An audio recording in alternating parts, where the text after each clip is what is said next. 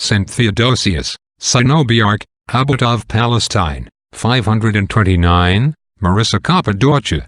St. Theodosius was born in Cappadocia in 423. The example of Abraham urged him to leave his country, and his desire to follow Jesus Christ attracted him to the religious life.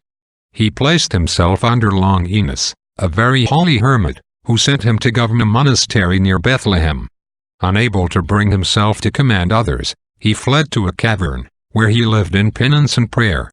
His great charity, however, forbade him to refuse the charge of some disciples, who, few at first, became in time a vast number, and Theodosius built a large monastery and 3 churches for them. He became eventually superior of the religious communities of Palestine. Theodosius accommodated himself so carefully to the characters of his subjects that his reproofs were loved rather than dreaded. But once he was obliged to separate from the communion of the others a religious guilty of a grave fault. Instead of humbly accepting his sentence, the monk was arrogant enough to pretend to excommunicate Theodosius in revenge.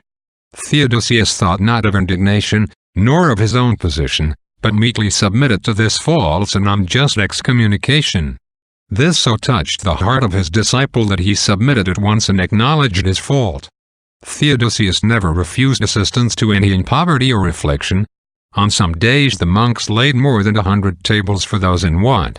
In times of famine Theodosius forbade the alms to be diminished, and often miraculously multiplied the provisions. He also built 5 hospitals, in which he lovingly served the sick, while by assiduous spiritual reading he maintained himself in perfect recollection. He successfully opposed the Eutychian heresy in Jerusalem, and for this was banished by the emperor. He suffered a long and painful malady, and refused to pray to be cured, calling it a salutary penance for his former successes. He died at the age of 106. Reflection. St. Theodosius, for the sake of charity, sacrificed all he most prized, his home for the love of God, and his solitude for the love of his neighbor.